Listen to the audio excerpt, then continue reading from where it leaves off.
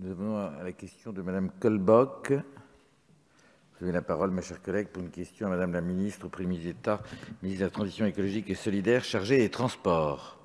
Oui, bonjour. Merci, Monsieur le Président. Je voulais interroger Madame Brune Poirson, secrétaire d'État auprès du ministre de la Transition écologique, sur la politique de protection de l'environnement sonore. C'est un sujet particulièrement sensible sur mon département d'Indre-et-Loire, qui est traversé par deux grandes infrastructures de transport, la LGV et l'autoroute A10. Les riverains se plaignent du bruit généré par celle-ci, car ils en sont les premiers impactés. Plusieurs associations se sont d'ailleurs créées sur ces deux trajets pour s'opposer aux nuisances qu'elles induisent et demander réparation des préjudices subis par les citoyens.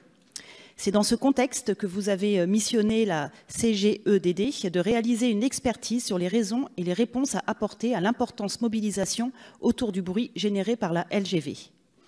Sur ma circonscription, un recours a été déposé par une association qui estime que la loi sur le bruit n'est pas correctement appliquée et demande des transformations significatives afin de pallier aux nuisances sonores et générées par la 10. La nécessité de protéger notre environnement sonore est un enjeu qui dépasse largement l'échelon local.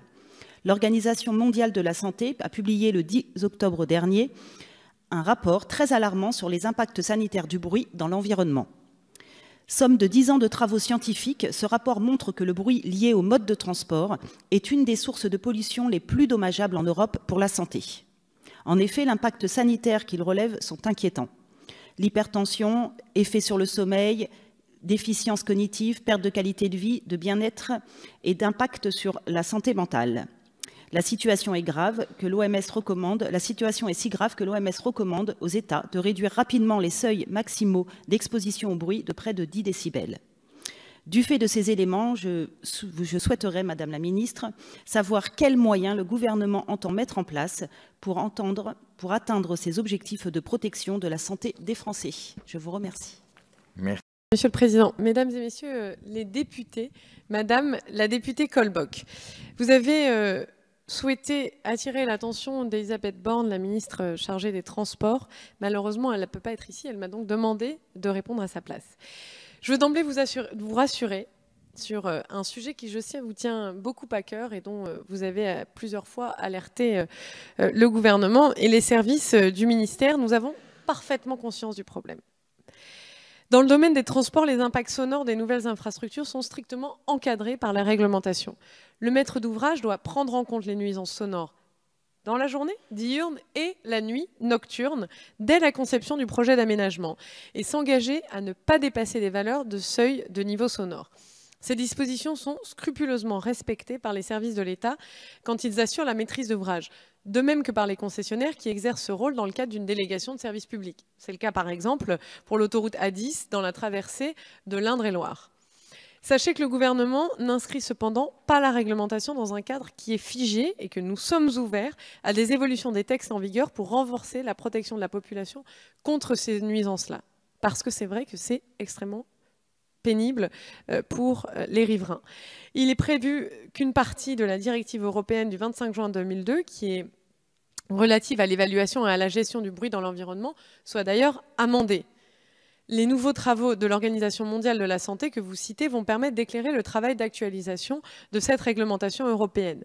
Les échanges sont en cours au niveau de la Commission européenne et des États membres et les réflexions se poursuivent pour questionner la réglementation actuelle au regard de ces travaux récents de l'OMS.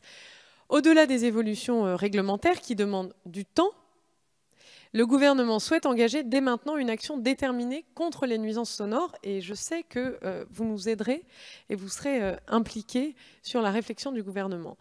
D'abord, nous voulons répondre aux situations des habitations situées en point noir de bruit, le plus nocif pour la santé humaine et pour lesquelles la réglementation actuelle est déjà largement dépassée effectivement. La ministre a d'ailleurs demandé à ses services d'accorder une attention toute particulière à ces situations-là précises. Par ailleurs, une mission de médiation a été confiée au CGEDD en mai 2018, commune au LGV Bretagne-Pays de la Loire et Sud-Europe-Atlantique, pour apporter des réponses concrètes. La mission a rencontré la majorité des différentes parties prenantes et doit remettre son rapport au mois de janvier. Sur la base de ces enseignements, la mission pourra émettre toutes les recommandations qu'elle juge utiles sur l'évolution de la réglementation. Et je sais que la ministre chargée des Transports va veiller à ce que les recommandations de la mission soient suivies concrètement des faits. Et je sais aussi que nous pourrons compter sur votre vigilance. Merci Madame la députée. Vous avez la parole, Madame Colbach. Oui, merci Monsieur le Président. Je vous remercie Madame la Ministre pour ces précisions et puis de savoir qu'un travail va être engagé rapidement pour travailler sur ce sujet très important. Mais aussi dans l'étude de ce dossier, je me suis aperçue qu'il n'y a pas de gendarme du bruit sur les infrastructures de transport. Et cette situation m'étonne, d'autant plus que le bruit aéroportuaire est de son côté encadré par l'ACNUSA et fait l'objet de réglementations et de surveillance indépendantes. Donc ainsi, je me permets de vous suggérer la création d'une autorité en charge de veiller à ce que les lois encadrant l'émission du bruit dans l'environnement soient correctement appliquées pour les autres infrastructures de transport. Et je pense que ça peut être un des sujets abordés lors de ces réunions de travail. Je vous remercie. Si nous